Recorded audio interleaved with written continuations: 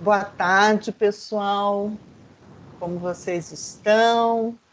Hoje estamos reunidos novamente para uma sessão, uma edição, né, do nosso seminário de pesquisa do FETA, que consiste em os pesquisadores, tanto docentes como discentes, apresentarem tanto os seus projetos de pesquisa como também os resultados de pesquisa. E hoje nós vamos ter a apresentação dos resultados de pesquisa do nosso colega e amigo professor Welder Silva, que é da UFMG, e é sobre o resultado da tese de doutorado dele, que tem o título de Exceções Legais ao Direito de Acesso à Informação, Dimensões Contextuais das Categorias de Informação Pessoal nos Documentos Arquivísticos, que foi defendida no âmbito do Programa de Pós-Graduação em Ciência da Informação da Universidade Federal de Minas Gerais, sob a orientação do professor Renato Venâncio. Nós, inclusive, gostaríamos que o professor Renato estivesse aqui com a gente, não é, Helder? Mas, infelizmente, não foi possível conciliar os horários, né?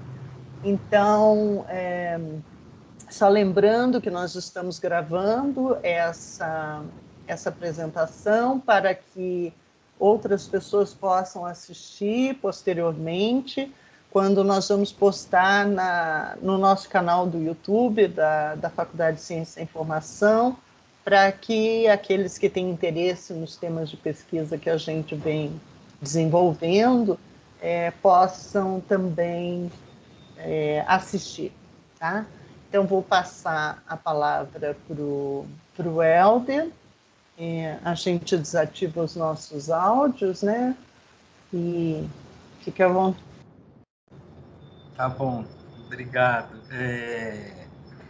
Fala assim que eu fico muito feliz de estar de volta ao FETA, né? Eu fiquei um tempo distante e estar de volta ao FETA, para mim, é uma grande honra, né? E poder falar um pouquinho dos resultados de pesquisa da minha tese de doutorado, assim, é muito bom, fico muito feliz pelo convite da Cintia de abrir essa oportunidade para a gente poder discutir, né? A gente defende a tese de doutorado da gente, depois a gente fica com algumas vontade de discutir um pouco mais sobre algumas coisas e tal, e ver o que a gente alcançou, o que não alcançou, o que poderia levar adiante, e de fazer pesquisas em conjunto e dar continuidade a algumas coisas e tal, principalmente na pós-graduação com os nossos orientandos e os nossos grupos de pesquisa.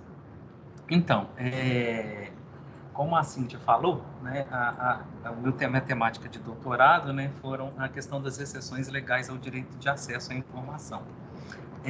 Uma das coisas que mais me chamava a atenção, isso porque também eu atuo enquanto arquivista aqui na Assembleia Legislativa do Estado de Minas Gerais, era em relação ao que já vinha disposto na Lei 8.159, que falava que a gente tinha que ter aí respeitar a questão da intimidade, da vida privada, da honra e da imagem das pessoas.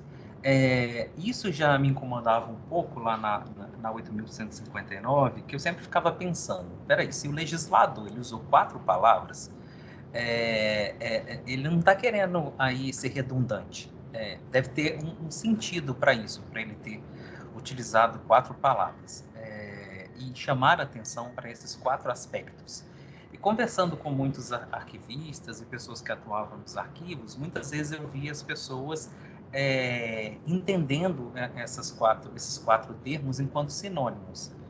E isso, para mim, me incomodava bastante. Eu já achava aquilo estranho, né?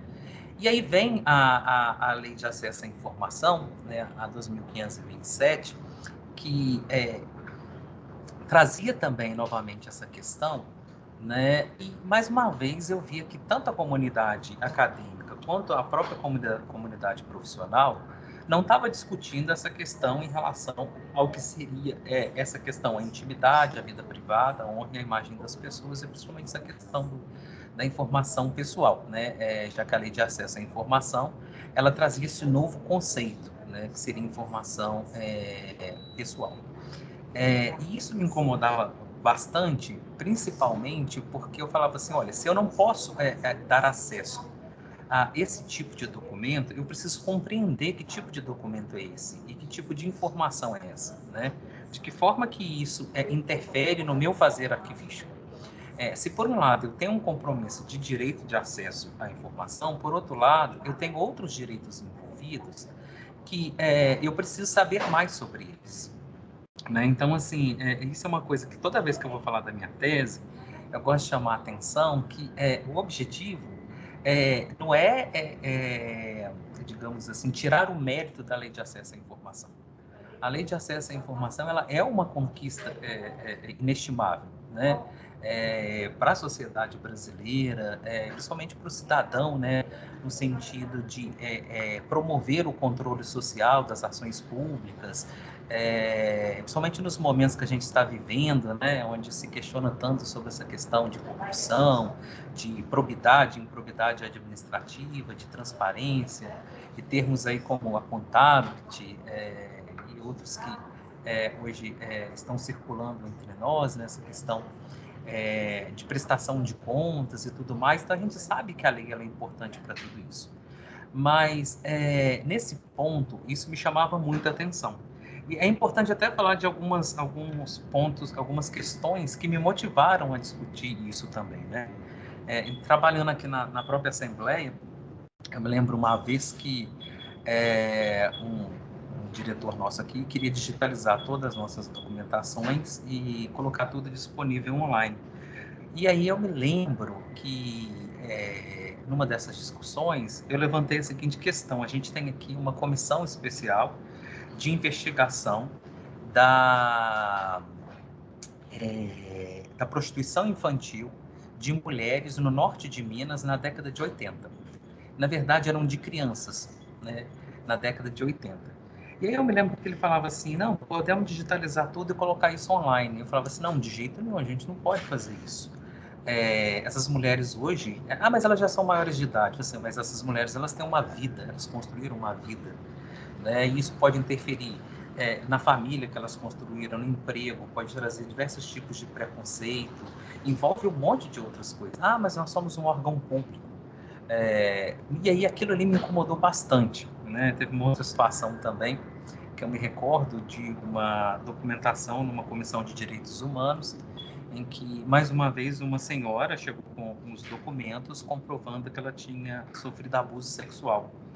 E nos documentos tinha imagens do corpo dela, tinha exames médicos que comprovavam que, de fato, ela sofreu um abuso e trazia também outras questões que eram pessoais, né?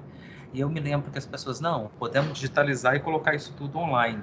E eu dizia, não pode, né? Mas ela mesma fez a denúncia. Tudo bem, ela que fez a denúncia, e precisa ser investigado, mas não justifica a gente pegar os documentos e expô-la, né, dessa forma. E diversas outras situações que eu vinha vivendo e que eu presenciava, e isso me incomodava bastante. E aí eu comecei a perceber que o direito de acesso à informação, ele era importante, ele continua sendo importante, mas ele precisa de precauções, né? Porque o acesso à informação ele não pode ser de forma irresponsável. A gente precisa dar o acesso à informação com responsabilidade e com qualidade. E, além disso, uma coisa que me chamava muita atenção, né, de que nós, enquanto arquivistas e profissionais de informação e documentação, a gente não tinha um compromisso apenas com o direito de acesso à informação, a gente tem compromisso com outros direitos. E a sociedade, ela também quer ser respeitada e ela quer a garantia das expectativas em relação a esses outros direitos, né? Nesse caso aqui, o direito à intimidade, o direito à vida privada, a honra e a imagem, que foram os que eu trabalhei. Mas tem outros, como, por exemplo, o direito à autodeterminação informativa, o direito à propriedade, o direito intelectual, o direito à segurança, e por aí vai, né? A gente tem diversos outros direitos que nós, enquanto profissionais de informação e documentação, também temos um papel de garantir esses direitos, né, de que eles não sejam invadidos, que eles não sejam, de certa forma, garantidos aos cidadãos. E era importante também, isso é uma das coisas que eu mais quis chamar a atenção com a minha tese, era exatamente isso, de que o direito de acesso à informação, ele tem uma importância, né, essa importância ela é inegável, né? Mas ele precisa ser promovido com responsabilidade. Ele não pode ser sinônimo de imprudência e de negligência. E, inclusive, a gente precisava compreender que, além dele, a gente tem compromissos com outros direitos, né? E isso que era muito importante para mim naquele momento. E aí, eu parto da Lei de Acesso à Informação numa outra perspectiva, né? A maioria das pessoas estavam trabalhando, considerando os alcances da lei como um todo, mas o meu foco, de fato, era em relação a essa questão do que seria essa informação pessoal, né? De que forma que ela está presente ou como ela estaria presente nos documentos arquivísticos e como lidar com ela. Né? E aí é importante que lá na própria lei fala que a gestão da informação, né, transparente da informação, ela é importante para esse amplo acesso e para a sua divulgação, mas não nos exime de proteger a informação. A proteção ela precisa ser dada, né? E diversos tipos de proteção, não só o sigilo, né? Mas diversos outros tipos de tratamento e proteção, né? Para garantir essa disponibilidade, autenticidade e integridade. E essa proteção ela também precisa ser dada a essa informação pessoal, tá? E ela precisa ser protegida para que ela possa ser disponibilizada de forma correta, para a pessoa correta, com autenticidade e também com integridade, né? E que a restrição de acesso é algo eventual e não nos exime do tratamento, né? O tratamento precisa acontecer, né? Independente se é restrito ou não, né? Ou independente se é pessoal ou não, isso precisa acontecer. Enquanto arquivista, então, a gente precisa entender que informação é essa, de que forma que ela se faz presente, né? E principalmente, né, entender como dar o devido acesso a ela, né? Ou quando dar o devido acesso a ela. Então é importante a gente saber o que fazer e quando fazer, né? Até para garantir o direito de acesso à informação com responsabilidade, né? E garantindo os outros direitos. É só para chamar a atenção que às vezes algumas pessoas não entendem porque eu tive que ter um foco na tese, né? As pessoas, você está falando de informação sigilosa. Não. O meu foco foi exatamente o inciso 4 do artigo 4º da Lei de Acesso à Informação, né? A informação pessoal. Existe uma carência e precisa ser estudado, né, sobre a informação sigilosa, que é aquela que tem uma relação direta com a segurança do Estado e da sociedade. Né? Isso também precisa ser pesquisado, nós temos um gap aí, né? Isso também precisa ser melhor trabalhada, né, para a nossa comunidade, tanto acadêmica quanto profissional, isso precisa ser melhor trabalhado, né? Mas o meu foco foi exatamente essa chamada informação pessoal, até porque o nome também ele era bem subjetivo, isso já me chamava atenção, né? Já me chamava atenção a questão de terem 4 palavras, né? Honra, intimidade, vida privada e imagem na 8.159 e na própria Lei de Acesso à Informação. E passou a me incomodar mais ainda quando aparece um outro termo, informação pessoal. Isso é um pouco complicado, porque quando a gente vai fazer uma correlação com os arquivos, quando a gente está falando de pessoal, né, por exemplo, arquivo pessoal, né, a gente está falando de algo que é privado, que é privativo, né, e o próprio conceito de arquivo pessoal, né, ele difere do conceito de informação pessoal, né? E aí às vezes as pessoas também entendem, o Helder está falando de arquivo pessoal. Não, a gente está falando de arquivo, seja ele pessoal, público, privado, em qualquer domínio desses, né? Mas que tem informação pessoal. Então você vai ter arquivo público com informação pessoal, documento privado com informação pessoal, documento privado no domínio público com informação pessoal, documento privado no domínio privado com informação pessoal, e por aí vai. E aí também é uma questão que carece ainda de mais discussão. e entendi isso com a minha pesquisa, de que a gente não tem um domínio muito claro sobre o que é o documento público, né? A gente não trabalha a questão do público e publicizado, né? Porque às vezes você tem o documento público com a informação pessoal no domínio privado, ou o documento público com a informação pessoal no domínio público, ou o documento privado no domínio privado com a informação pessoal ou com a informação pública.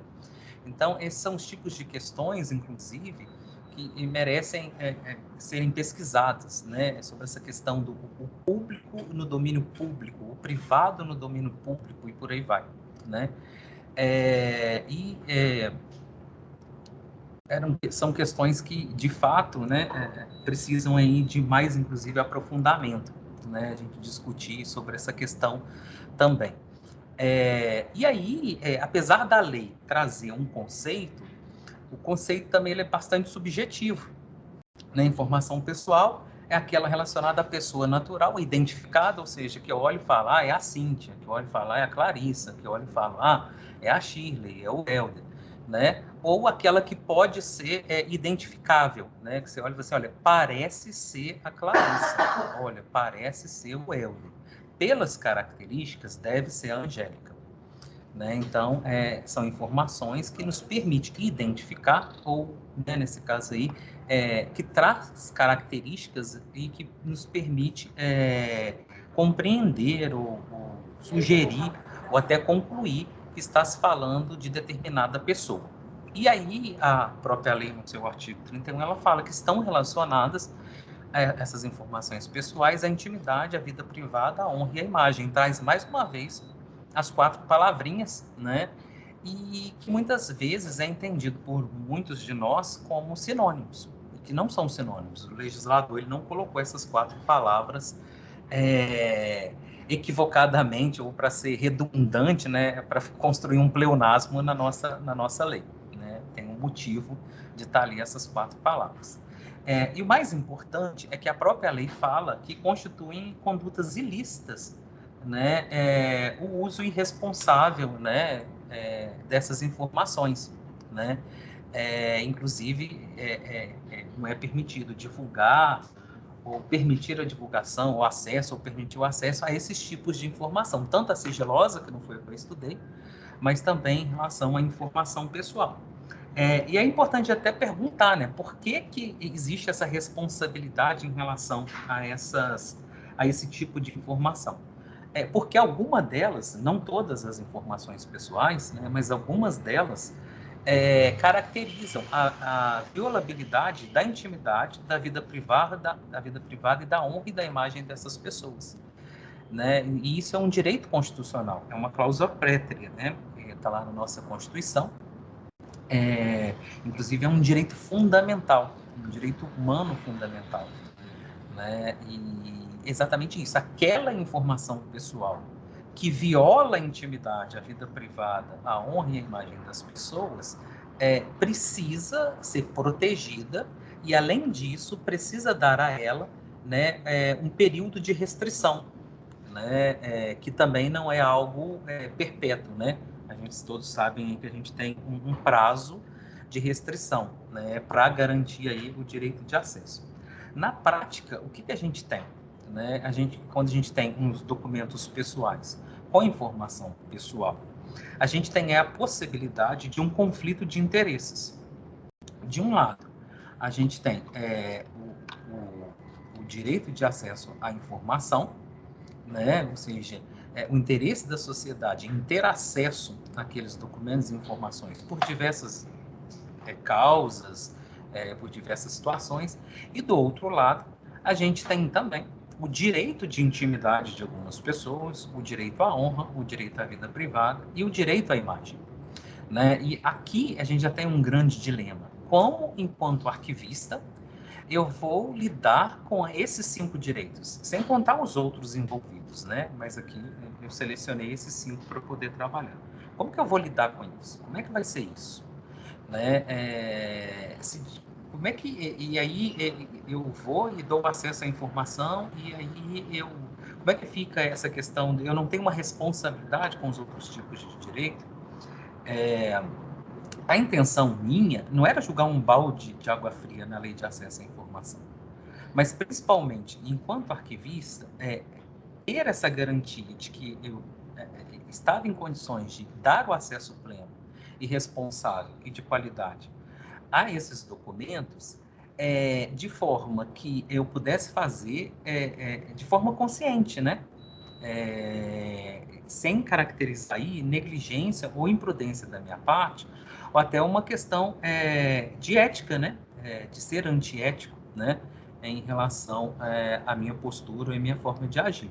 Então, naquele momento, eu entendia que a gente precisava entender o que e como deve ser feito numa situação como essa, e o que e como não deve ser feito numa situação como essa, numa situação de um conflito como esse. E para mim, então, era fundamental, até porque eu gosto muito dessa questão de terminologia, de termos. Eu acho que os termos, eles não são criados à toa, eles têm um significado. Então, para mim, era fundamental entender o que significava cada um desses conceitos, né? Principalmente esses conceitos: intimidade pessoal, intimidade, honra, vida privada e imagem.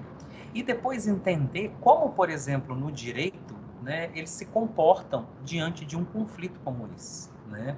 Para talvez trazer aí alguns caminhos possíveis de comportamento ou de ação, né, para nós, diante do nosso fazer, né, de proteger documentos de informação e de dar acesso a esses documentos e informações. E aí eu trabalhei com essa problemática de pesquisa, né? Quais são os requisitos que indicam que determinados documentos arquivísticos devem ser estruturados, né, gerados, e aí entra a diplomática, né, administrados e interpretados, e aí entra a gestão de documentos e a própria recuperação e a descrição, como possuidores de informações que violam a intimidade, a vida privada, a honra e a imagem das pessoas, ou seja, as informações pessoais que violariam, né, cada um desses direitos aí, também chamados direitos fundamentais. Bem, e para trabalhar isso, eu tive que eleger alguns pressupostos. E um dos pressupostos eu busquei no direito. Eles trabalham com o conceito de colisões entre princípios, né? Então, eles falam o seguinte: quando a gente tem princípios, dois princípios envolvidos, um tem que ceder em relação ao outro. A gente não tem uma relação de exceção, né? Se um princípio está presente, o outro não pode existir. Não. Os dois princípios, né, os dois direitos, eles podem estar presentes, mas um vai ceder em relação ao outro dependendo do contexto de aplicação, dependendo da situação, né? E não nem toda vez que aquele princípio, se um princípio cedeu uma vez, não significa que ele vai ceder sempre. Não, vai depender das circunstâncias envolvidas, né? Então, eles consideram que um desses princípios vai ter que ceder na medida do possível, dentro das possibilidades jurídicas e dentro das possibilidades fáticas, ou seja, dentro dos fatos acontecidos, dos fatos existentes, um direito vai ceder em relação ao outro. O mais importante é que eles consideram que o princípio que cedeu, ele não é considerado inválido, né? E não é necessário incluir uma cláusula de exceção nesse princípio. Ele só cedeu porque o outro tinha interesses mais importantes naquela situação contextual, naquela situação fática. E aí, quando aplicados em casos concretos, os princípios eles possuem pesos diferentes e têm precedência, né, relacionada tem precedência a que ele tiver maior peso. Então, você olha para o fato, olha para as possibilidades jurídicas, olha para as possibilidades fáticas, ou seja, para os fatos que aconteceram, que estão presentes, e verifica qual princípio tem o maior peso. Aquele que tiver, ou seja, qual tem mais interesses envolvidos, né? Aquele que tiver o maior número de interesses envolvidos e que tiver maior peso vai ceder para o outro na medida do possível. Não significa também que ele vai ceder para o outro de forma completa, tá? E um princípio, então, ele tem precedência em face do outro sob determinadas condições, né? Sobre outras condições, a precedência ela pode ser oposta. Então, não significa que toda vez que o direito de acesso à informação vai ceder para o direito à honra. Não. em determinadas situações, o direito de acesso à informação vai ceder para o direito à honra. O mesmo pode acontecer em outras situações, o direito à honra ceder para o direito de acesso à informação, por exemplo, né? Então, isso vai depender do contexto que está sendo analisado. Então, lá no direito, eles trabalham com dois contextos.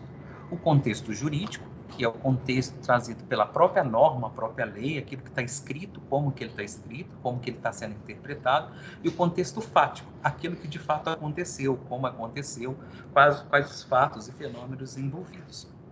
E naquele momento eu trouxe a minha hipótese. Eu achava que o contexto arquivístico também poderia nos auxiliar na identificação, né, da informação pessoal nos nossos documentos arquivísticos e se, ao identificar essa informação pessoal, se ela violaria a intimidade, a vida privada, a honra ou a imagem das pessoas. Então, essa era a minha hipótese, né, que o contexto arquivístico também poderia auxiliar na identificação dessa informação pessoal no documento arquivístico e se essa informação pessoal merecia uma restrição de acesso em função dela violar a intimidade, a vida privada, a honra ou a imagem das pessoas. Falando um pouquinho sobre o que eu tive que buscar lá no direito, né?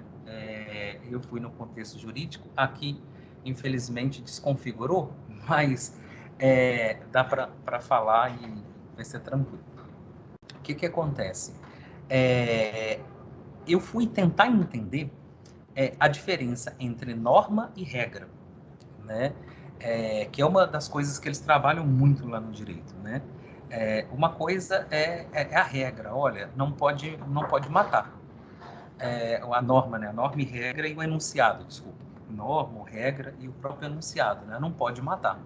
Mas isso pode ser enunciado de diversas formas. É proibido matar, ou não é permitido matar, não é permitido tirar a vida, é proibido tirar a vida. Então, isso pode ser escrito de diversas formas, né? Isso foi uma das coisas que primeiro eu tive que procurar visualizar e entender, né? E eles criam lá tipo umas formulazinhas para identificar, né, esse enunciado, né? Então eles têm lá que eles chamam de enunciados deônticos, né? Então eles falam: o sujeito X tem em relação ao sujeito Y, em relação ao Estado, o direito a tal coisa, né? E aí eles vão trabalhando com isso. Além disso, eles trabalham com algumas categorizações deles lá, né? E uma delas, em relação aos direitos fundamentais, que eles caracterizam os direitos fundamentais, os chamados direitos de defesa, os direitos de defesa que caracterizam uma ação negativa do Estado, os direitos de defesa que caracterizam uma ação positiva do Estado, né, e a própria liberdade jurídica. Né? Então, e era importante a gente também entender, isso principalmente para mim, o que significava dizer eu tenho um direito de acesso à informação. O que significa isso quando eu falar eu tenho um direito de acesso à informação? Né? De acordo com essas regrinhas que eles usam lá, significa que eu tenho um direito de defesa de ação negativa do Estado, que é um direito ao não embaraço, que significa que eu, X, tenho em face do Estado um direito a que este não me embarace, ou seja, não me dificulte, não me impeça na realização da ação de ter o acesso à informação.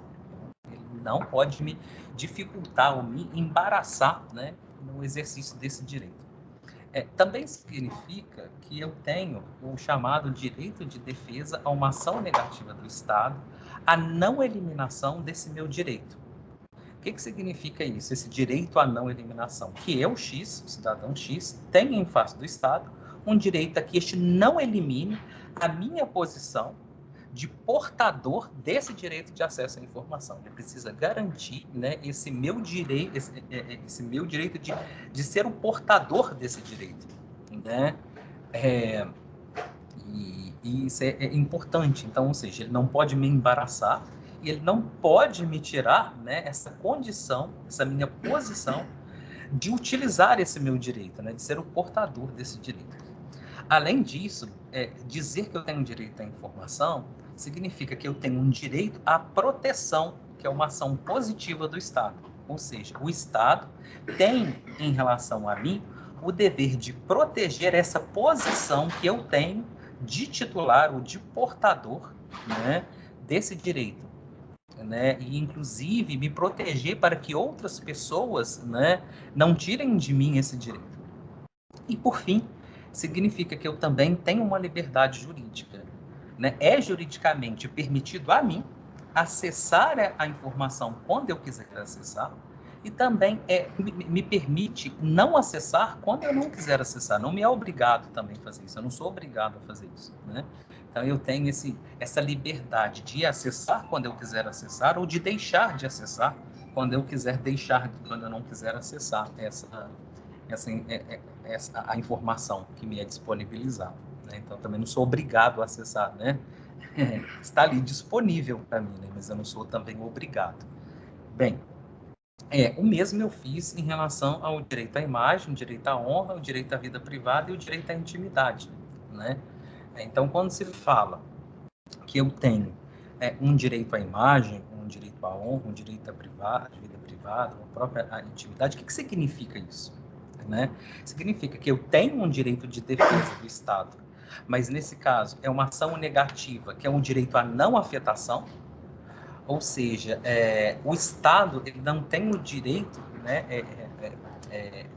fala de ele precisa me garantir, né, a minha situação, ele não pode tirar de mim a qualidade, né, os traços, a qualidade, a minha propriedade, as minhas características em relação à minha própria imagem, em relação à minha própria honra, né, em relação à minha própria vida privada. Ele não pode afetar essas minhas características ou essas minhas condições, né, em relação à minha própria honra, à minha vida privada. Ele não tem o direito de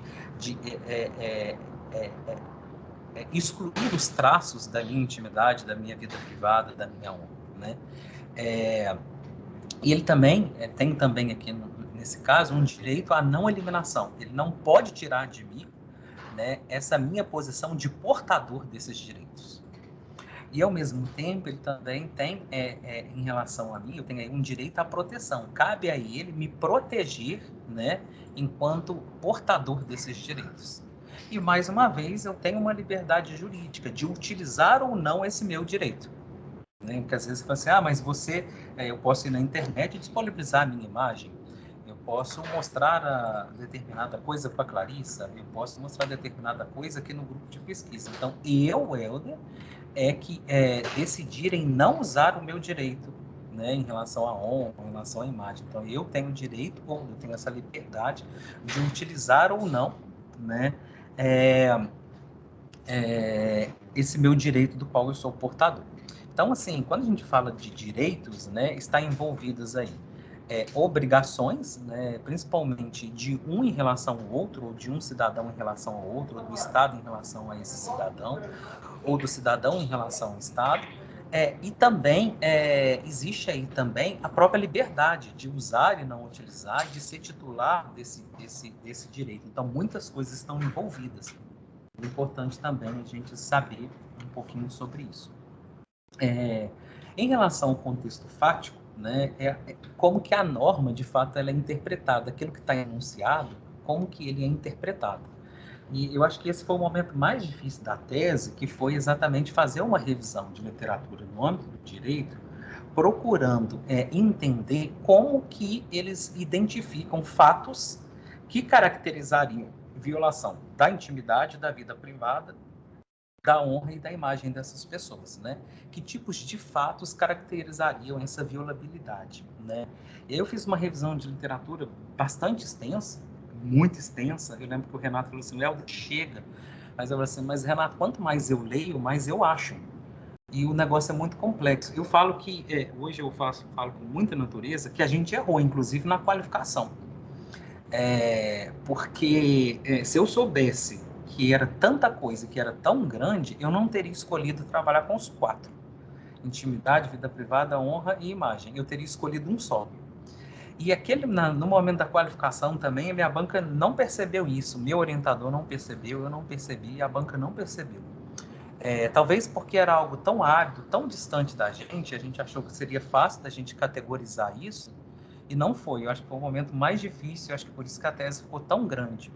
E aí depois com a tese grande, eu lembro que o Renato falou assim, não tem jeito, agora a gente vai ter que deixar assim. Eu falei assim, vai ter que ficar assim, porque eu não vou agora também, depois de todo esse esforço, tirar coisas para a tese ficar pequena para que as pessoas possam ler. Quem quiser ler sobre isso, ele já sabe que é muita coisa. E, ao mesmo tempo, eu não escrevi isso para o pessoal do direito. O pessoal de direito sabe sobre isso, mas o pessoal da arquivologia da ciência da informação não sabe sobre isso. E aí, então, eu estou escrevendo para o pessoal da arquivologia da ciência da informação. Então, se eu tive todo o trabalho de buscar, eu não vou resumir tanto agora. Eu vou exatamente colocar tudo aquilo que eu acho que deveria colocar. E o Renato foi muito generoso nesse momento, sabe? Assim, ele disse, não, eu concordo com você. E a banca também, na hora da defesa, ela também entendeu. E falou, não, tem que deixar tudo isso. Não tem como. Vai ficar isso tudo mesmo, né? Foram 500 páginas. E eu acho que se tiver isso porque a gente já começou a pisar no freio, né, e tal, mas eu fiz, por exemplo, na tese tem um capítulo para cada um dos direitos, né, e aí, assim, são capítulos imensos de grande, né, exatamente porque são muitos detalhes, né, são muitos fatos que caracterizam isso. E eu acho que eu não conseguiria omitir o tanto de detalhes que eu consegui coletar, né, em relação a cada um deles. Mas vou tentar resumir aqui, de uma certa forma, que a gente possa depois discutir a respeito e dar um entendimento mais genérico, e depois ficam convidados a lerem os capítulos sobre isso. Mas, logo de cara, eu tinha escolhido o direito à imagem para trabalhar, né, para entender os fatos que caracterizam a violação do direito à imagem, e aí eu tomo um primeiro susto, que eu descubro que a gente tem 3 tipos de imagem. A imagem retrato, a minha face e o meu corpo, um pedaço do meu braço, a minha tatuagem, a minha voz. Por incrível que pareça, a voz é uma imagem, né? O meu olho, a minha íris, e aí por aí vai, né? Então eu ficava imaginando, né, que era só a fotografia, né? Mas não, inclusive a voz é considerada uma imagem. E além dessa imagem que está nas chamadas fotografias, né, aquilo que a gente consegue ver, né, tem a imagem atributo, né? A minha imagem enquanto professor, a minha imagem enquanto homem, a minha imagem enquanto católico, a minha imagem enquanto servidor, a minha imagem enquanto integrante do grupo, a minha imagem enquanto condômino do meu prédio, e por aí vai, né? Então, a minha imagem que está relacionada, né, a minha convivência, ao meu atributo em si. Eu falei assim, gente, eu não tinha ideia que eu tinha outras imagens a serem protegidas nos documentos arquivísticos. Para mim, quando falava direito à imagem, era só a primeira imagem, a imagem retrato, e que se resumia às fotografias. Né? E aí, isso para mim já foi um susto. E aí, um outro susto, a imagem científica, né? Que é o nosso DNA. Né? E aí eu ficava pensando, mas como assim tem uma terceira imagem? Será que isso estará presente nos documentos arquivísticos? Estão nos exames de paternidade, nos prontuários médicos, nos exames laboratoriais, nos diversos processos da justiça e por aí vai agora, né, com os estudos científicos aí, vacina, remédio e tratamentos, né? Então a gente tem isso nos documentos arquivísticos. E aí, para mim, já foi um grande susto, né? Estava acostumado e tinha uma visão totalmente restrita, né? De que imagem seria aquilo que estava nas fotografias. E aí, para mim, já é um grande susto, né? De entender. Por mais que lá no direito isso pode ser óbvio, para a gente na arquivologia, na ciência da informação, isso não era óbvio. Pelo menos eu nunca, não encontrei ninguém falando sobre isso. Uma outra coisa, e aí quando eu fui verificar sobre a violação do direito à honra, mais uma vez eu tomo um susto. A gente tem 2 honras. A honra subjetiva, que seria a honra interna, como eu me vejo, como eu me sinto, de que forma que eu me sinto em relação a determinada situação, como eu gostaria de ser visto. Né? E a honra objetiva, como que os outros me veem, como os outros me enxergam, como eles me julgam. como eles me compreendem, né? E aí a gente tem, inclusive, 3 situações de violação à honra: a calúnia, a difamação e a injúria, que são também 3 coisas diferentes, né? E aí é bastante complicado isso, mas, nossa, e aí a gente toma mais um susto, né? A gente tem 2 honras e existe aí a questão da calúnia, da difamação e da injúria, que são coisas diferentes, né? E isso é bastante complicado, inclusive. E por fim, né, a questão da intimidade e vida privada, né, que para muitos pode ser algo sinônimo, e não é sinônimo, né? Tem uma teoria dos círculos concêntricos, que é lá da Alemanha, que ela fala que a gente tem 4 ciclos, né? A gente tem a minha vida pública, aquilo que está publicizado, aquilo que está no domínio público, né? Aquilo que é privado, que, ou seja, um grupo restrito tem acesso, mas existe uma comunicabilidade. Eu comuniquei isso a esse grupo restrito. A minha intimidade é um grupo mais restrito ainda tem acesso, não são todos, né, mas um grupo mais restrito ainda que tem uma relação muito íntima a mim, que tem acesso. E ao mesmo tempo existe também uma relação de comunicabilidade. Eu comuniquei a esse grupo, existe uma relação de confiança e o segredo, aquilo que só eu sei sobre mim. Mas isso existe no documento arquivístico? Existe num diário, por exemplo, né? Aquilo que só eu sei sobre mim, eu não contei para ninguém, né? E a gente tem vários aspectos e circunstâncias em que existem manifestações da intimidade, da vida privada e do próprio segredo, né? Aquelas relativas ao meu núcleo essencial e mais elementar da personalidade do indivíduo, eu como eu me sinto, as minhas próprias características, o meu egoísmo, o meu orgulho, sei lá, as minhas ganâncias, as minhas vontades, né, a minha intelectualidade, né, relativas ao exercício cognitivo do indivíduo, relativas às questões físicas ou corporais do indivíduo. Tem coisas no meu corpo que nem todos sabem e que eu não gostaria que todos soubessem, né? E aí, inclusive, relacionadas à própria doença, né? Relativas à liberdade e autonomia, o meu modo de ser, o meu modo de agir. Relativas aos materiais que englobam a posição profissional, econômica e o nível de vida, minha conta bancária, e algumas questões profissionais, ou o meu próprio nível de vida que diz respeito somente a mim, né? Relacionado aos contextos específicos e exclusivos de convivência, as minhas relações com os meus amigos, a minha relação com os meus familiares, a minha relação com aquelas pessoas que estão próximas, relações sexuais, relações de afetividade, relações de afeto e por aí vai. Relativas à comunicação do indivíduo, minhas cartas, meus e-mails, né? Relativas à identificação do indivíduo, né? Como que eu me identifico, né? E as acomodações e transigências da vida cotidiana, né? Minha forma de lazer, as minhas formas de pensamento, como que eu me comporto. Então, são coisas que dizem respeito somente a mim. O que acontece?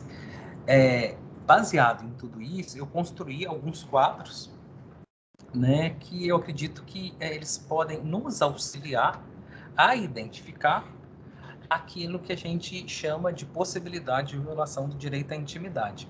Então, aqui eu trouxe um deles, lógico que eu não vou ficar lendo ele todo, né, mas a possibilidade, quando existe a possibilidade de violação do direito à imagem?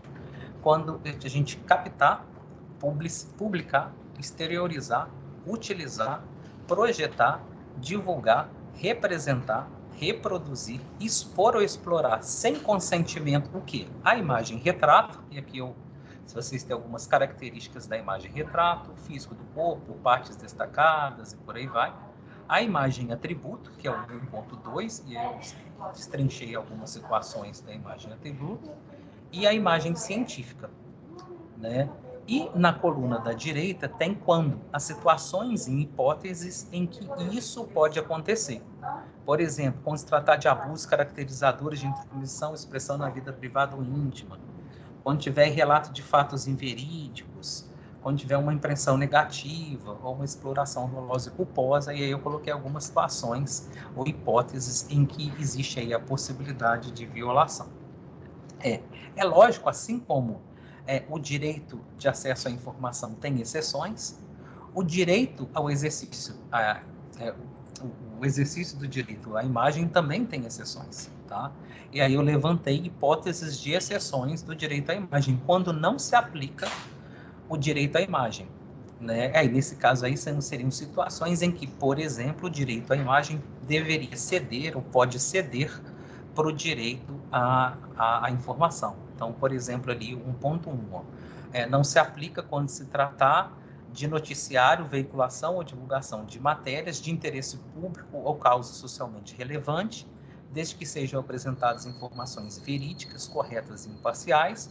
O texto se restringe à matéria em foco, não se preste para veicular matérias publicitárias e a imagem tenha sido obtida por meios admitidos pelo direito, como, por exemplo, interesse científico, interesse artístico, interesse didático e interesse cultural. Uma também que chama muita atenção é o item 5, né? Quando se tratar de pessoas públicas e notórias, desde que sejam apresentadas informações verídicas, corretas e imparciais, não se preste para veicular matéria publicitária e a imagem tenha sido obtida por meios admitidos pelo direito, como obras bibliográficas, literárias ou audiovisuais, função, profissão ou natureza do servidor de interesse especial, famosos no presente ou no passado, desde que nos limites da sua publicidade e notoriedade, no exercício de funções e mandatos públicos, ações públicos estatais, então, por exemplo, políticos e nós, enquanto servidores públicos, né, e no exercício de ações públicos sociais. Então, eu trouxe alguns exemplos aí. O mesmo eu fiz em relação ao direito à honra, né, quando a gente tem aí a possibilidade de violação, quando a gente imputar, propalar ou divulgar um fato determinado ou uma afirmação genérica, eticamente degradante, injustificado ou ilegítimo, conforme as conjunturas sociais, locais e temporais, resultando em acusação, ofensa, ataque, agressão, xingamento, insulto, depreciação e ridicularização, ou seja, zombaria. O que disso? Quando se trata da honra externa, que é 1.1, ou da honra interna, que é 1.2, eu categorizei algumas situações. E quando se tratar de calúnia, que é o 2.1, quando se tratar de difamação, que é o 2.2, e quando se tratar de injúria, eu expliquei aí as 3 situações possíveis. Aqui também eu trouxe algumas exceções no exercício do direito à honra, são bem parecidos com o do direito à imagem. E, por fim, do direito à intimidade e à vida privada, né? Quando que a gente tem aí a possibilidade de violação, quando intrometer, invadir, manipular, divulgar ou publicar, sem autorização ou indevidamente, independente de má-fé, assuntos, fatos e aspectos que compõem os espaços exclusivos da vivência consigo mesmo ou a convivência reservada, ou seja, em particular de um indivíduo, os quais, segundo a sua vontade, não deveriam repercutir publicamente. E aqui tem todos, na coluna da esquerda, tem o que, né, todos aqueles aspectos que eu já falei para vocês, e o quando, na coluna da direita, né, das situações. Por exemplo, tem aí a vida privada, que é exatamente quando eu tenho aí um grupo reservado, mas que existe uma comunicabilidade da minha parte. A intimidade interrelacional é um grupo mínimo, mas que existe também uma comunicação da minha parte, desses documentos, informação, e a minha intimidade subjetiva, né, que é a letra C aí, né, da coluna da direita, que está relacionado àquilo que não existe uma comunicabilidade. É eu comigo mesmo, né? Não comuniquei nada a ninguém, não tem um grupo envolvido. O quadro é grande da intimidade da vida privada, eu trouxe aqui para depois, caso vocês queiram olhar com mais detalhes. E, por fim, eu trouxe também, na tese, as exceções ao direito à vida privada e à intimidade, que também são praticamente os mesmos lá da honra e da imagem. E, por fim, eu trabalhei na tese o conceito de contexto arquivístico, né? Fui buscar em diversos autores o que eles estão chamando aí de contexto arquivístico. E para trabalhar com o conceito de contexto arquivístico, a gente trabalhou com o seguinte significado, né? Que o próprio significado do documento arquivístico, ele vai além do seu conteúdo, né? A informação registrada no corpo do documento e do assunto. pois envolve propósito e consequências. Vou dar um exemplo, né? Eu passei no concurso da Assembleia e eu tive que trazer a minha certidão de nascimento. Aqui ela significa: o Helder é um cidadão brasileiro e ele tem direito, né, a exercer um cargo público. Eu vou me casar e eu preciso apresentar a minha certidão de nascimento. Ela tem as mesmas informações, ela tem o mesmo assunto, mas lá no cartório ela significa: ele é um cidadão brasileiro, né, ele é solteiro e ele está se propondo a contrair matrimônio com fulano de tal, né? Um outro exemplo, né? A gente tem lá, eu vou pedir a dupla cidadania no consulado italiano. E aí eu vou lá no Arquivo Nacional e peço o registro da entrada do meu avô, né, no Brasil, sei lá, no ano X ou no ano Y. E aí, lá no Arquivo Nacional, o registro de entrada significa: o seu João entrou no Brasil no dia tal, pelo navio tal.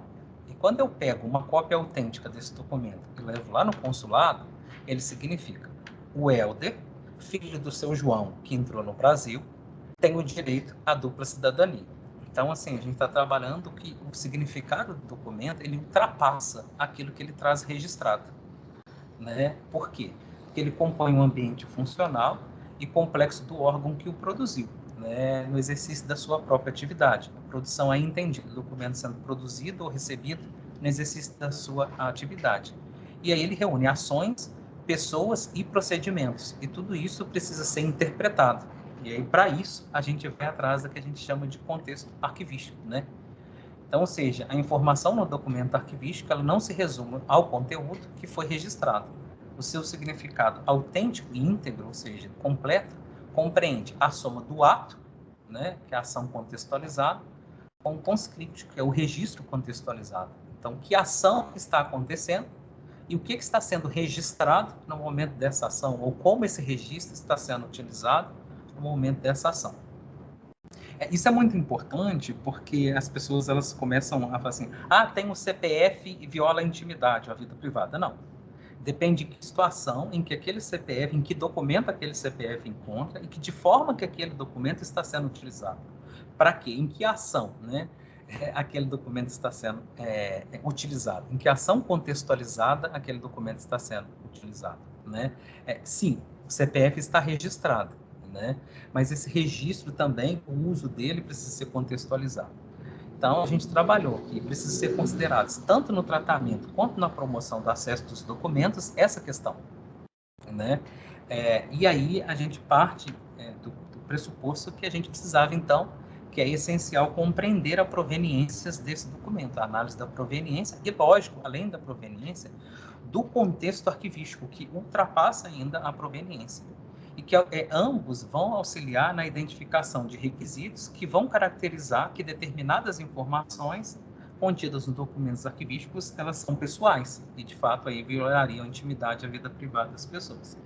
Esse é um quadro meu, né, trabalhando com vários autores, aí eu cheguei nisso daqui, né, que para mim é assim que eu visualizo o contexto arquivístico, né?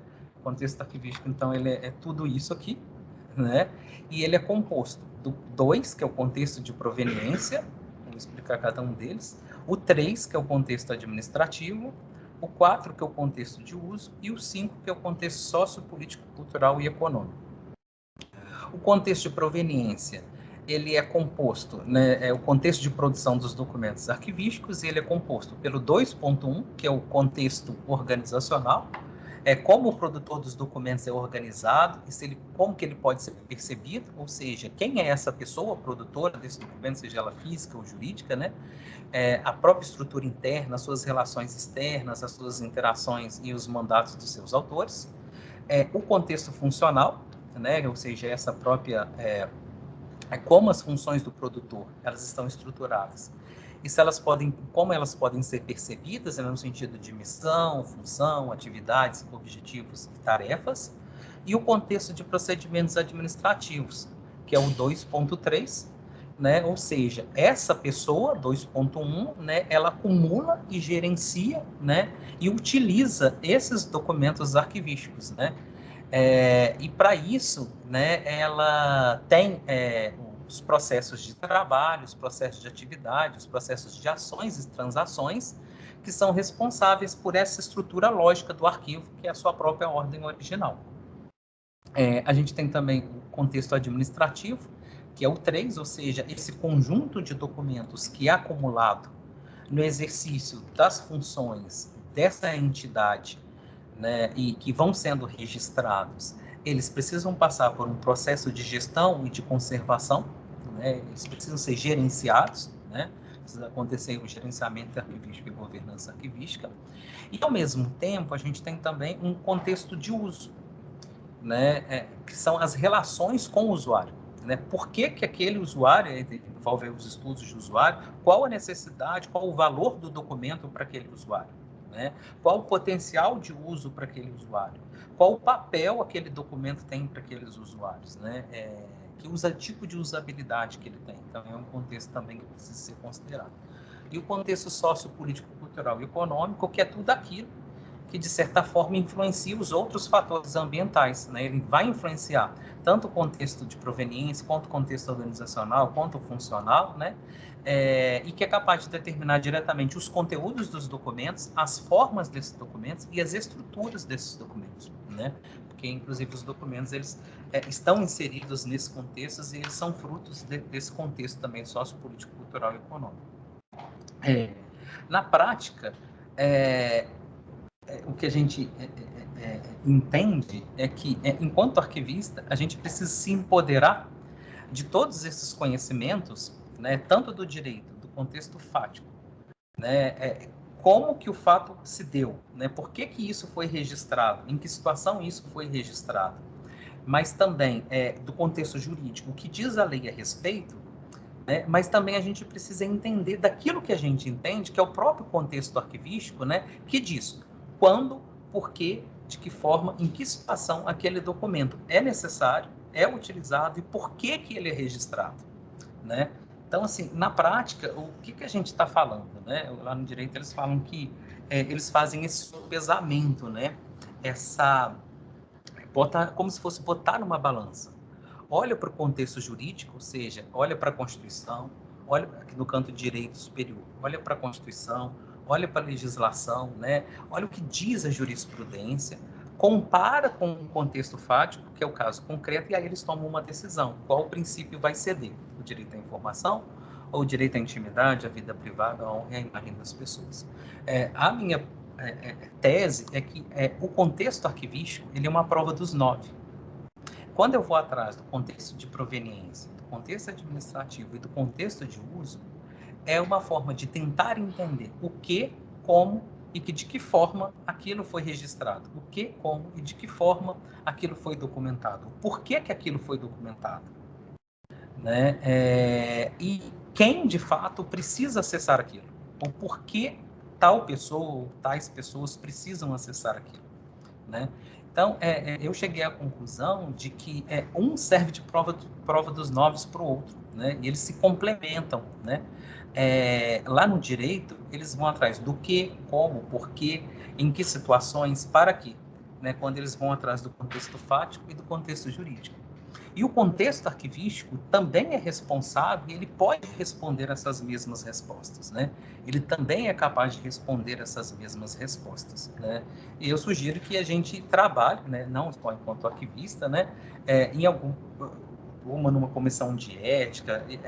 O Zé Maria ele me questionou isso, né, na minha defesa. Tá, ok. Mas em que momento que a gente vai utilizar isso? Você, Zé, isso fica para o pós-doutorado.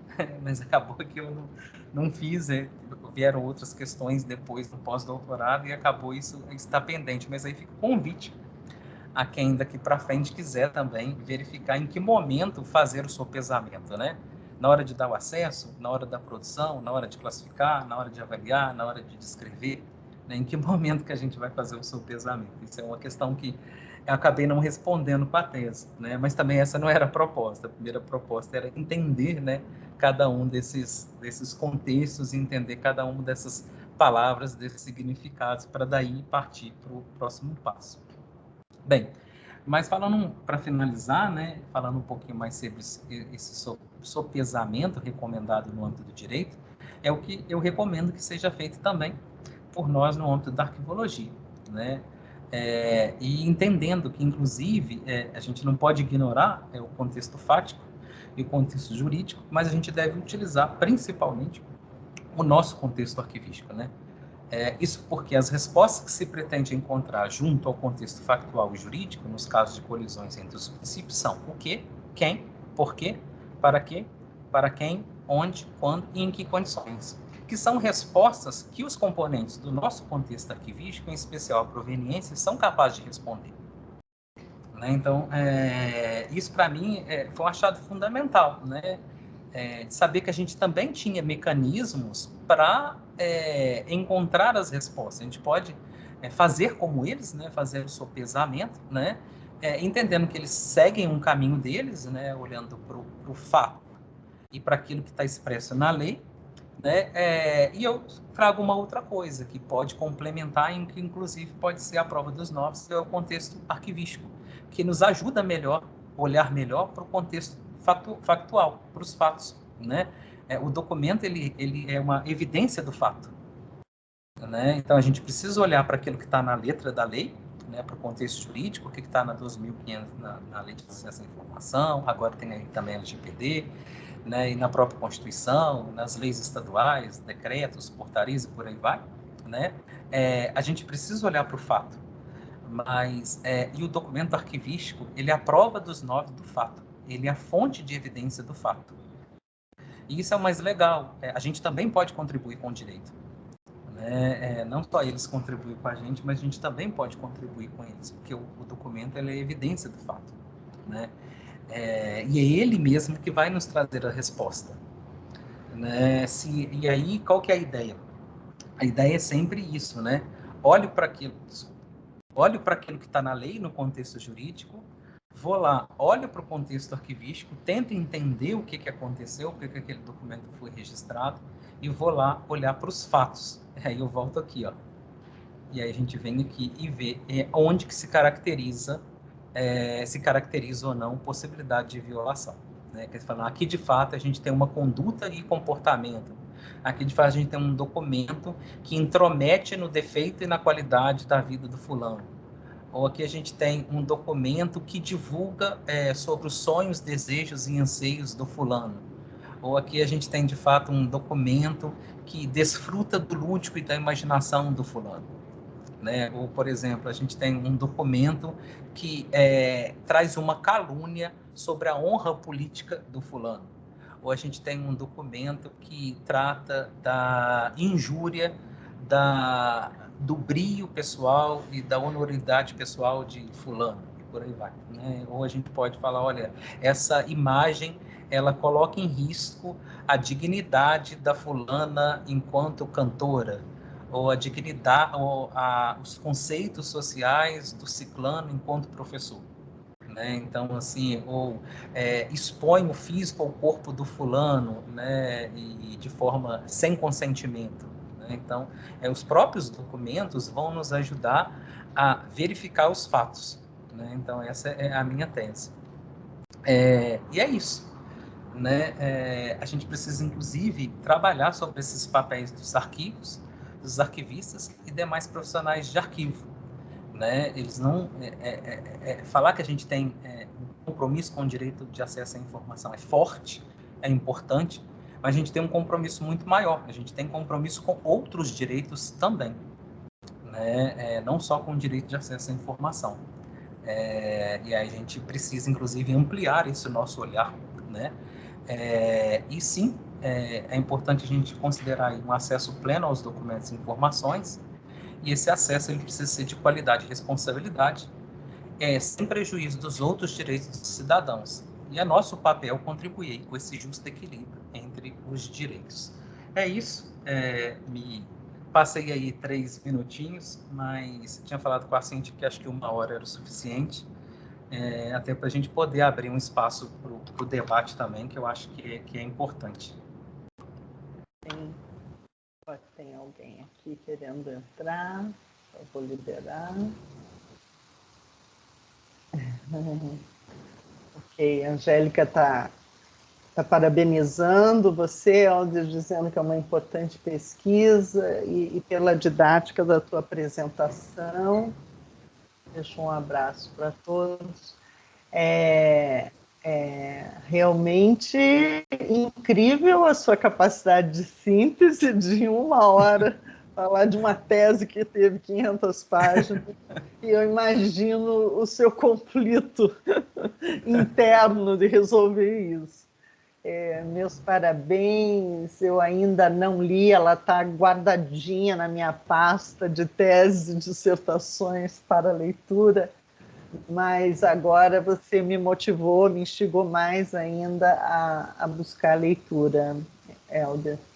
Eu vou abrir primeiro, depois eu falo assim, as minhas, né, colocações, mas eu queria primeiro abrir aí para quem está presente, que queiram comentar e fazer perguntas. Clarissa, só liga teu áudio.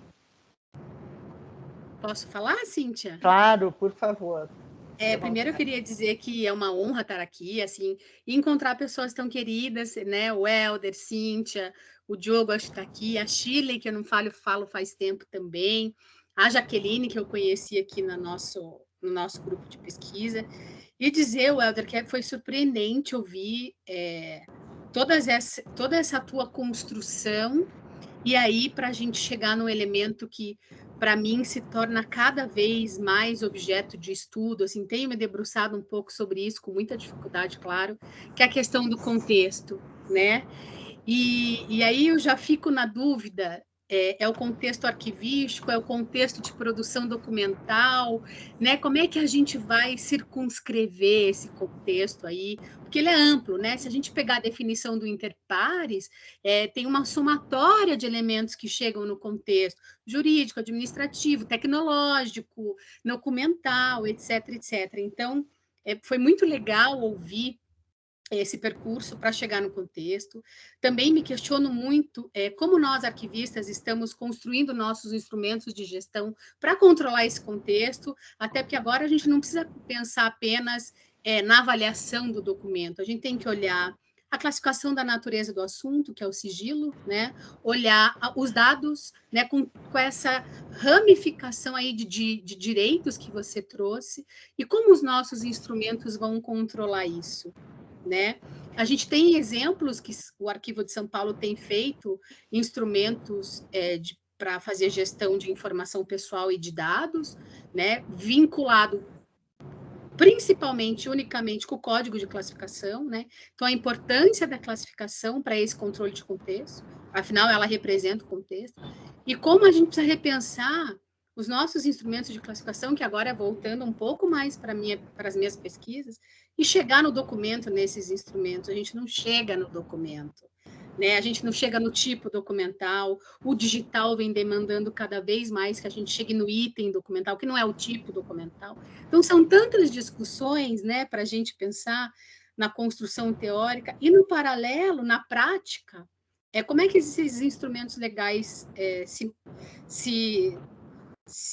desdobram, né? Hoje a gente tem tantos conflitos conceituais dos próprios legisladores que a gente vê a Lei Geral de Proteção de Dados sendo usada como desculpa para não dar acesso à informação pública e que deveria ser dada, né? O governo que a gente tem faz isso com muita maestria. Então, a gente tem muitas vertentes na sua pesquisa. Eu acho que ela tem que virar um referencial para a gente entender essa questão do direito. A gente aprende, né, que é na faculdade de arquivologia, e a gente ensina isso na faculdade de arquivologia, pelo menos eu, que o papel do arquivista é o acesso, né? Mas o acesso à informação, mas e os cuidados que a gente tem que ter? E o controle que a gente tem que fazer enquanto profissional a partir do documento? Então, são muitas frentes para a gente pensar. Eu queria registrar que eu gostei muito, assim, não tive a oportunidade de ler, assim como a Cíntia, e já me arrependi porque a questão da classificação está muito envolvida, né? Não tenho pensado só na classificação da função e da atividade, mas uma classificação chega no tipo documental e a partir disso a gente vai ver a avaliação, a classificação do sigilo, a classificação do dado e agora todos esses elementos que se apresentam. Então, queria agradecer, ainda bem que eu consegui vir hoje para assistir você falar e também agradecer a possibilidade de estar aqui com todos vocês. Obrigada, Helder. Eu que agradeço, assim, eu falo que foi, me abriu a mente para várias coisas, sabe? Principalmente isso, a gente precisa de entender todos esses contextos, né? Por isso que eu falo de categorias contextuais. Eu trouxe algumas, né, desse contexto arquivístico, mas ele tem muito mais coisas ali envolvidas, né? A gente precisa, inclusive, ampliar ele, como você colocou, tem contexto tecnológico, mas eu acho que ele está ali dentro também do sociopolítico, cultural e econômico, então a gente precisa, talvez, categorizar melhor, né? Desmembrar mais isso. E eu acho que o mais importante foi descobrir que o contexto arquivístico ele é importante e ele continua sendo importante, e principalmente a proveniência, né?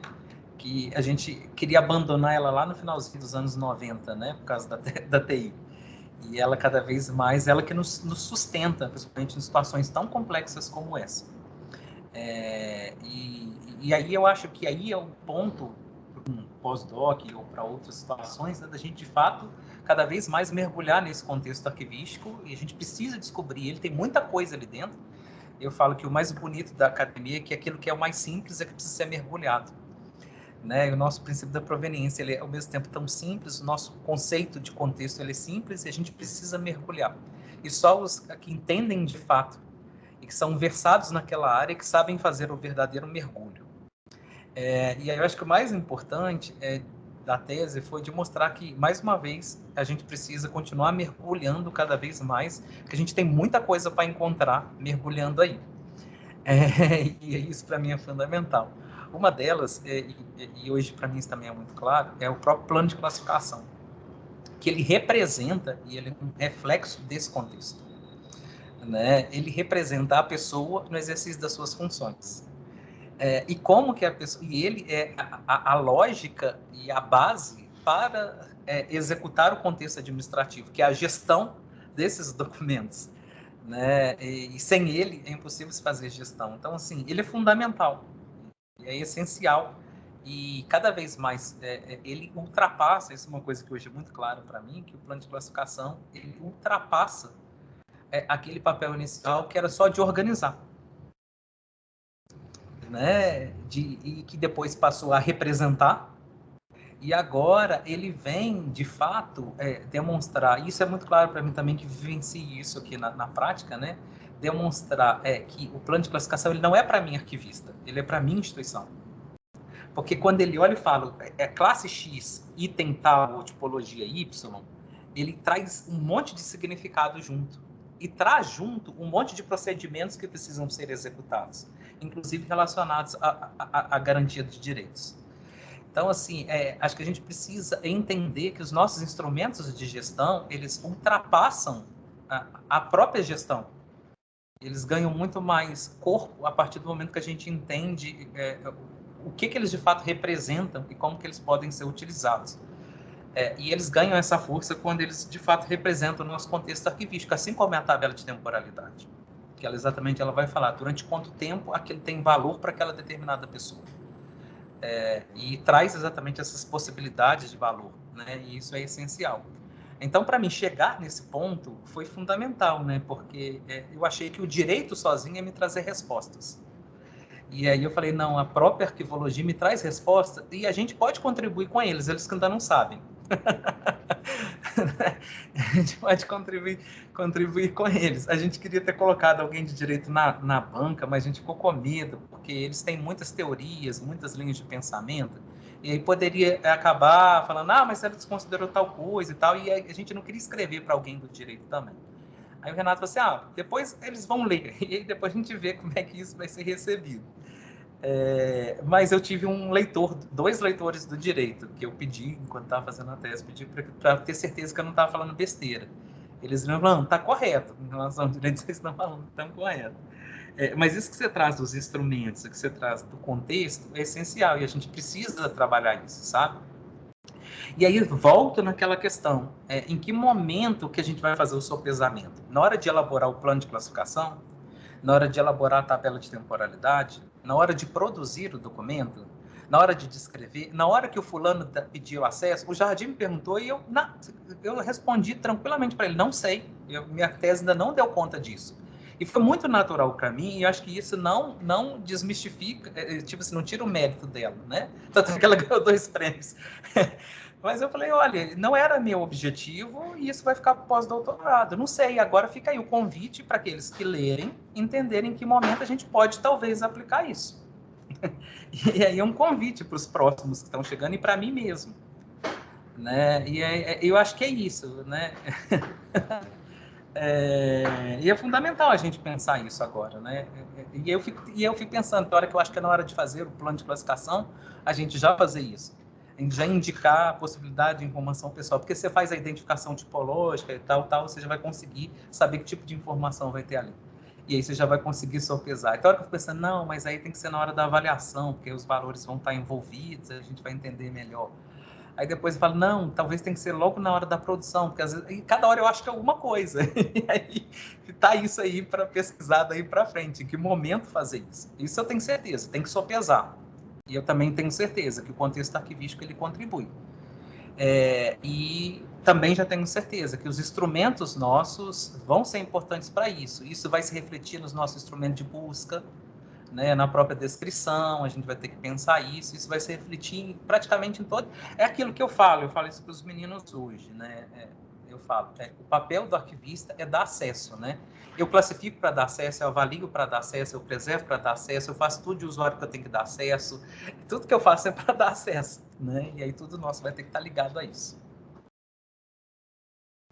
Helder, agora você falou dos prêmios, eu não lembrei de citar, né? São o prêmio da Reparc e do Arquivo Nacional, não foi? Foi. Perdão, viu? Porque me escapou no início de lembrar. Sem problema. Quem mais aqui presente que queira fazer uma colocação, comentário, pergunta para o Helder?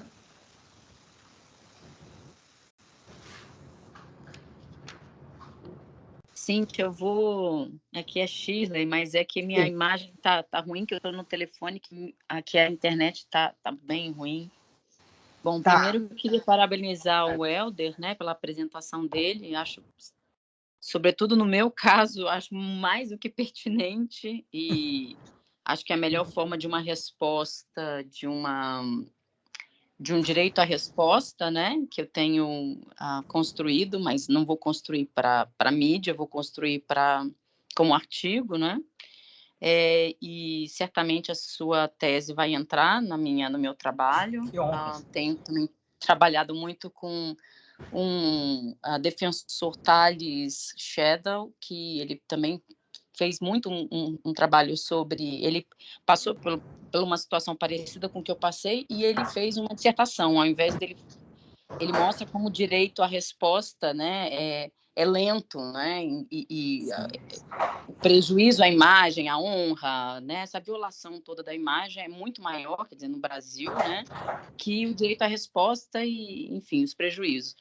Mas quando você estava falando da sua tese, e veio várias questões aqui, porque, inclusive, coincidentemente, eu e Cíntia, né, estamos traduzindo esse livro do Richard Cox sobre ética, responsabilidade social e gestão de documentos em um mundo em risco. E hoje eu até peguei uma parte para traduzir, e aí sempre me vem essa questão da ética, né? Assim, onde é que... Então, a gente fala tanto de ética, onde é que o arquivista vai ter, né, vai entrar com essa questão da ética? Bom, também não é nada definido, né, que eu vou colocar agora, só estou elucubrando, assim. Mas eu acredito que uma das consequências, eu acho que uma das questões hoje do comportamento informacional da sociedade atual é essa tendência, essa prática, né, de informação fluida falsa em detrimento de documento. Então, a gente tem... e aí, eu acho que o arquivista ele tem esse papel de mostrar, não, precisa de um documento, precisa de uma materialidade, né? E a gente, assim, vive... que nós estamos imersos num oceano de informações inverídicas, e a gente não tem, a sociedade como um todo, por essa gana, por ter esse, né, acesso à informação, tem esquecido dessa questão do documento, né, da prova, da evidência, e é bem perigoso, né? É realmente um mundo em perigo. E outra questão também é o detrimento da questão da vida privada, da imagem, da privacidade, né? Pelo, assim, até assim, de uma forma paradoxal, ao sigilo da fonte, né? O que é sigilo da fonte? Que fonte, né?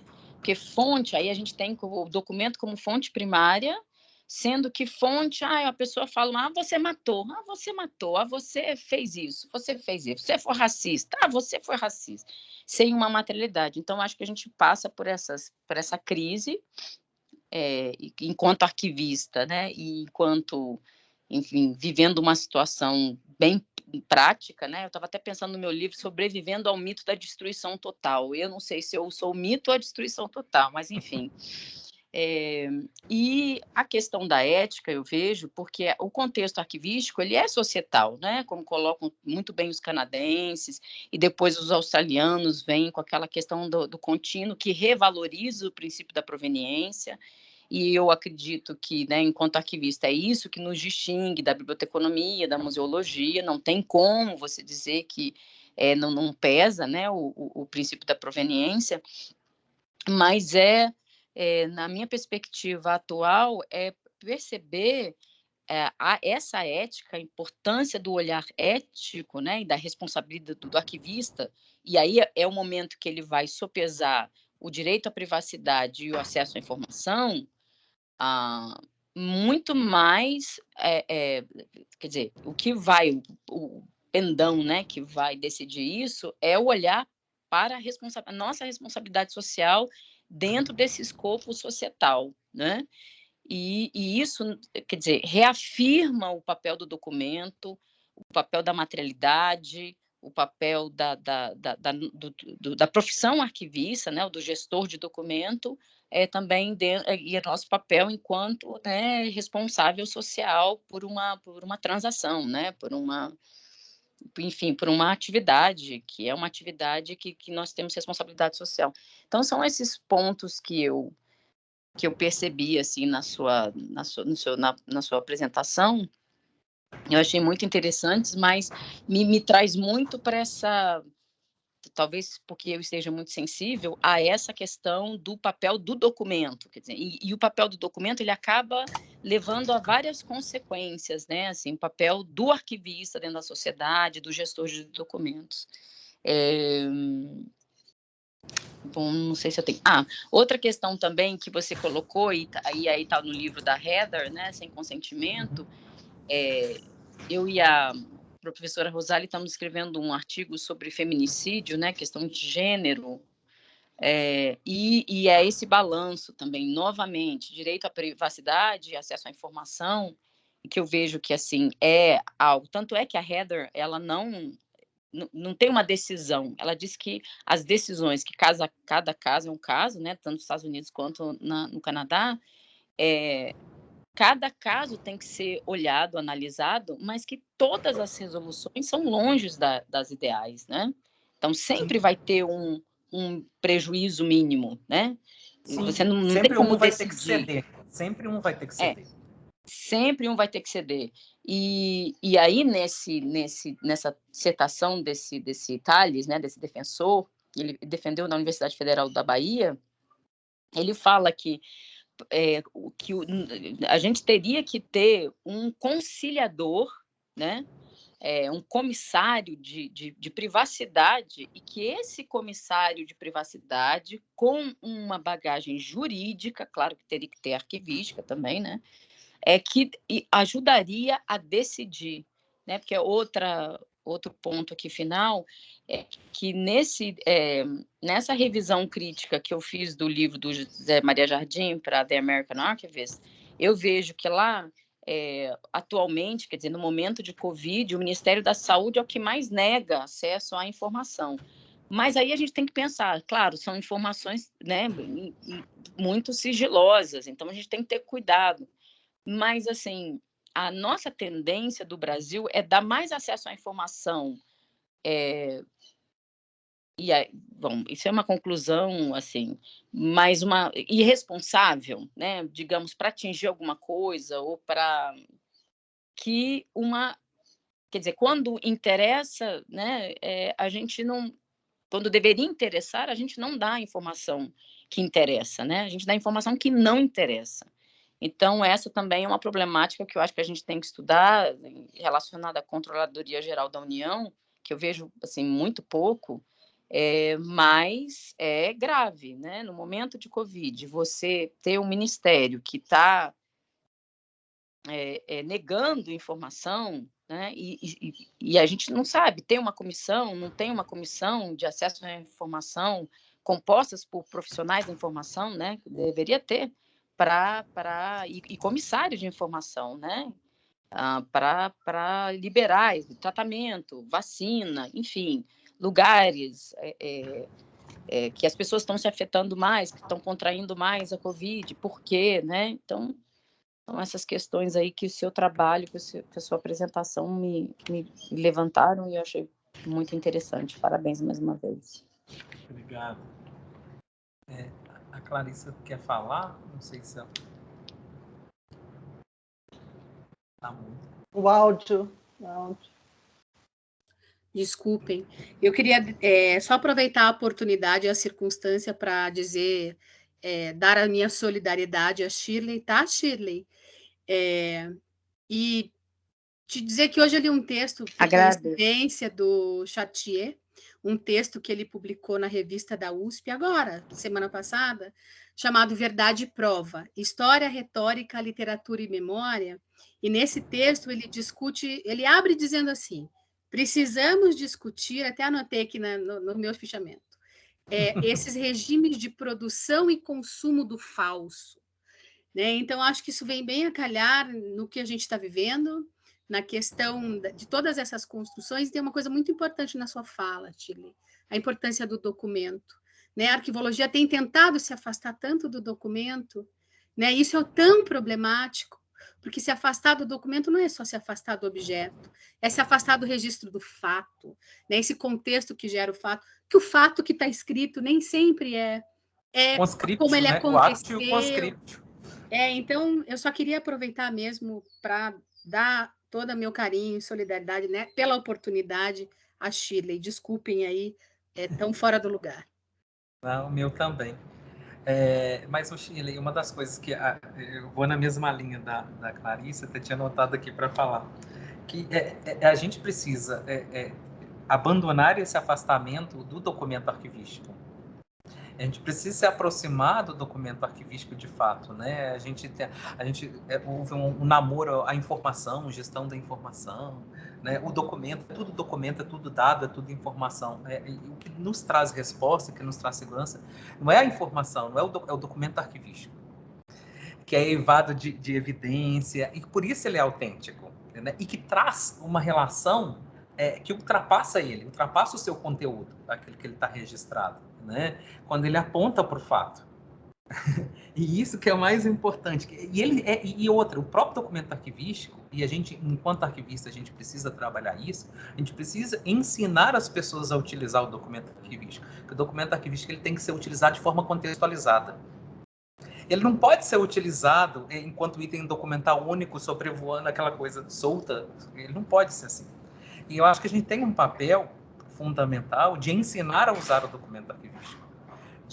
Sabe? Porque a gente, muitas vezes, enquanto arquivista, a gente ficou muito focado no tratamento e na guarda, e não no próprio uso do documento. E a gente sabe o potencial de uso. E essa é uma coisa que a gente precisa explorar cada vez mais, né? O potencial de uso do documento. Porque a partir do momento que eu entendo o contexto arquivístico e entendo por que o documento foi registrado, por que aquilo ali precisou ser registrado, que de forma precisou registrado, eu sei do potencial de uso dele. E cabe a mim, né, trazer esse potencial de uso e mostrar como ele tem que ser utilizado. O que a gente tem vivido é exatamente o oposto disso. As pessoas estão usando a informação descontextualizada e o documento descontextualizado. E daí perde autenticidade, perde naturalidade, perde todas as características do documento. Né? Então, assim, eu acho que a gente tem esse papel de pedagógico, de ensinar a usar o nosso objeto de trabalho. Né? Até porque a gente sabe o que ele tem e como que ele tem que ser utilizado, o que ele representa, né? E isso é fundamental, principalmente numa discussão como essa. É um momento privado, não é privado? O próprio documento sendo utilizado enquanto documento arquivístico é que vai representar de fato, porque o fato de ter o meu CPF ali dentro não significa nada. O que significa de que forma que aquilo ali está sendo registrado e para onde que ele aponta. Eu dei um exemplo recentemente aqui na Assembleia. Né? O meu CPF no pagamento do curso que eu dei para a Escola do Legislativo, ele tem que estar lá. E as pessoas têm que saber que quem recebeu foi o Helder. É diferente do meu CPF numa sindicância interna para verificar se houve violação de determinada coisa. Ali o meu CPF ele ganha um outro significado, ele aponta para outras coisas. Inclusive eu falo que o que caracteriza a informação pessoal não é o conteúdo, é para onde que ele aponta. Entendeu? Porque é exatamente isso. Né? Para onde que ele aponta. Inclusive a própria ciência da informação, que também trabalha com a informação, deveria explorar isso e utilizar isso também. Né? Mas eu acho que nós arquivistas muito mais.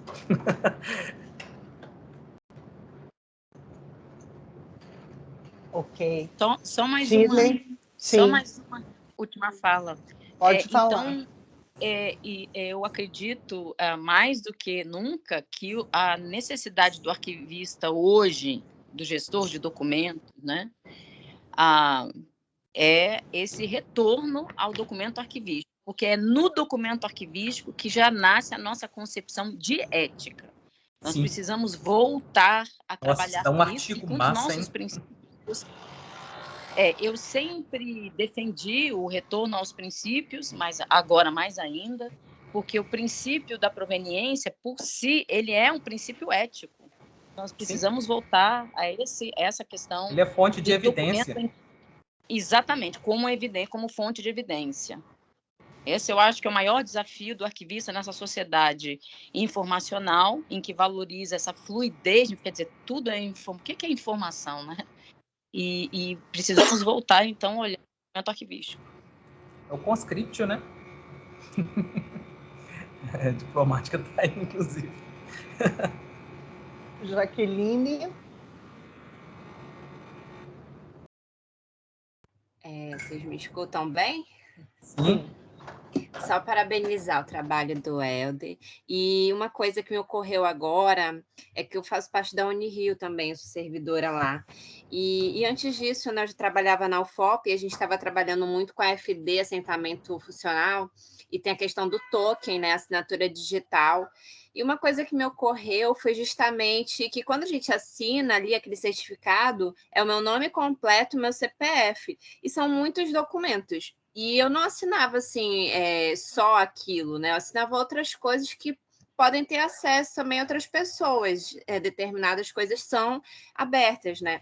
Então me deu esse gatilho no que foi falado em relação a isso, porque tá lá o meu CPF e de todos os servidores que estão ali envolvidos, né? E eu entendo que é uma coisa bem pessoal e que não devia assim estar aberto, assim, é bem delicado. Não, a gente discutiu isso aqui na Assembleia, no nosso projeto aqui na relação ao LGPD. Tem hora que você precisa ser identificado. Não é qualquer pessoa que assinou aquele documento, é a Jaqueline. E aí você é um servidor notório, você aceitou o cargo público, você é um servidor do público. Então você aceitou um cargo de notoriedade. E você, inclusive, você tem fé pública. E ao assinar aquilo, é você, a Jaqueline, dona do CPF e tal. Ali não tem invasão de intimidade, ali não tem invasão da vida privada. Essa é uma questão que as pessoas têm, que a LGPD ela veio para tratar do sigilo. A LGPD não veio para tratar do sigilo. O que veio para tratar do sigilo é a LAI. A LAI, a LGPD fala, você tem que dar tratamento. O que é dar tratamento? Gestão de documentos. Classificar, avaliar, descrever, e restringir se for necessário. Caso tenha que restringir, é de acordo com a LAI. E a lei ela é bem clara, e não tem ali, lembra que eu falei das exceções? Ali você tem uma exceção de acesso. Você, no exercício de um cargo público, precisa ser identificado. Não é qualquer um. Quando você assinava, e aí você falou assim, mas quando eu assinava com a minha letra, eu não colocava meu CPF, mas tinha a sua letra, a letra da Jaqueline. Tinha os estudos grafotécnicos que falavam, essa letra é da Jaqueline. Só que no caso digital, quem que identifica que é a Jaqueline? Qual Jaqueline? A Jaqueline, então você vai fazer um estudo lá, a Jaqueline tem esse A, a Jaqueline tem não sei o quê, né? Estudo de diplomática. Agora você não tem mais isso, a gente perdeu a característica da sua assinatura. E a gente precisa associar ela Eu assisti uma vez uma palestra, acho que foi da Durante, falando que com o digital a gente precisa dar uma das 3 coisas nossas. Ou aquilo que eu lembro, uma senha, ou aquilo que faz parte de mim, a minha íris, minha digital, né? Ou aquilo que eu tenho, por exemplo, um token, algo que eu preciso acrescentar lá.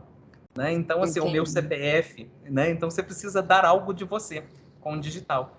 Né? Ali você teve que dar uma senha, mas ficou registrado algo que você tem, o seu número, o seu CPF, né? Para dar garantia de autenticidade. Isso é uma das coisas que é essencial a gente, inclusive, discutir.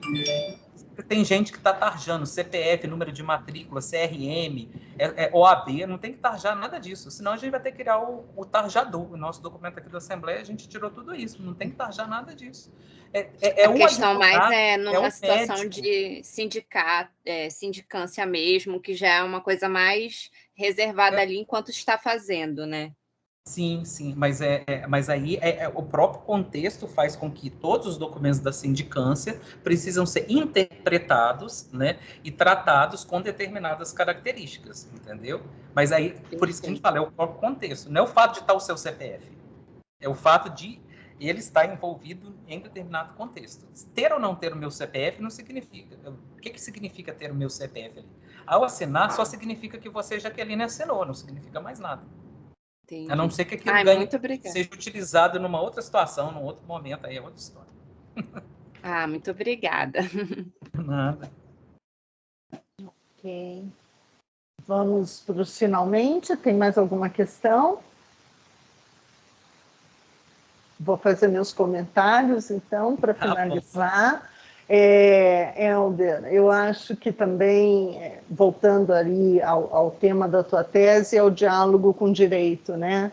Então, é muito interessante a gente ver o quanto tem a se explorar na arquivologia com as suas relações interdisciplinares com o direito ainda, né?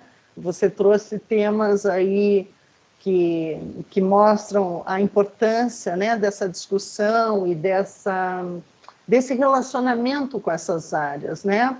E como também esse estudo mostrou para você a importância do contexto arquivístico para o direito. Isso eu acho fundamental ser mais divulgado, viu? Porque a gente sabe que tese e dissertação é lido pelos pares, né? Mas a gente tem que estar fazendo artigos e participando de eventos, e eu acho que para o pessoal do Poder Judiciário, por exemplo, é super interessante esse diálogo, né? Porque eles também têm uma série de questões que levantam o tempo todo e buscam também os arquivistas. Então, acho que tem que divulgar muito ainda esse teu trabalho, né? Acho que essa questão também do sopesamento, né? Em que momento acontecer, também fico me perguntando se tem que escolher um dos momentos e não todos os momentos, porque a questão da produção, da classificação, da descrição, né? A gente sabe que ela não ocorre de uma forma linear, não ocorre dentro dos requisitos e dos critérios que deveria ocorrer, enfim. Então, assim, eu acho que é para alertar, inclusive, da importância dessas questões do direito. Ai, perdão, aqui que começou a tocar o telefone bem agora. Essa questão da informação pessoal, né, que você trabalhou bem nisso aí, na tua tese, na tua pesquisa, ela tem que estar sendo pensada realmente pelo arquivista em todos os momentos que se tiver consciência de que isso, né, do que isso representa dentro da questão de acesso, de proteção, ou de controle, ou de sigilo da informação, enfim, entender os contextos também que se refere a isso, né? E na descrição, quando eu trabalho muito com a descrição arquivística, então pensei a questão hoje cada vez mais comum de se abandonar os instrumentos de pesquisa, se utilizar de bases de dados e, sobretudo, disponibilizar diretamente os documentos. E aí, como é que se faz esse rastreamento das informações que são dadas quando se digitaliza milhões de documentos e se põe à disposição? Porque quando você começou a citar o caso daquelas pessoas, né, do caso de prostituição infantil, ou mesmo daquela mulher que foi abusada sexualmente em determinado momento e teve também né, informações reveladas ali de uma forma... Quer dizer, quantos documentos não são digitalizados hoje em dia pelos acervos das instituições arquivísticas sem nenhum critério dessa natureza? Só porque já estão, por exemplo, no arquivo permanente, são considerados, porque estão no permanente, são de acesso público. Então, assim, eu acho que isso também implica numa revisão, né, dessa visão de que o que está no permanente é público, mas nem tudo é público, né? Aí cai de novo nessa questão. O privado no público... Isso é uma questão que me incomodou bastante, que eu achava que para a gente estava resolvido o que é o documento público. Não está. Não está, pois é, não está. E eu acho que é isso que me aflorou bastante quando você trouxe essas questões, né? Por exemplo, que você falou do direito à imagem, retrato, atributo científica. Eu também não tinha pensado em todas essas dimensões, quer dizer, puxa, é coisa que nós que trabalhamos com os arquivos, eu hoje trabalho mais na educação, mas quem trabalha diretamente, né, na parte técnica dos arquivos, com os documentos arquivísticos, tem que estar ligadíssimo nisso, né? Nas implicações que isso tem. Enfim, acho que todas as falas aqui já me representaram muito bem, as questões também que a Clarissa trouxe, a Shirley trouxe, né? Dessa importância da ética, dessa avassaladora difusão de informações cada vez mais sem critérios, sem cuidados, né? E não só por pessoas comuns que estão nas redes sociais, mas assustadoramente, que é o que se viu no caso da Shirley, né? Por profissionais, jornalistas, pessoas que trabalham com a informação e que não buscaram nenhuma materialidade, né? Simplesmente aceitaram ali informações recebidas não se sabe de onde, né? E fica com essa autoridade, né?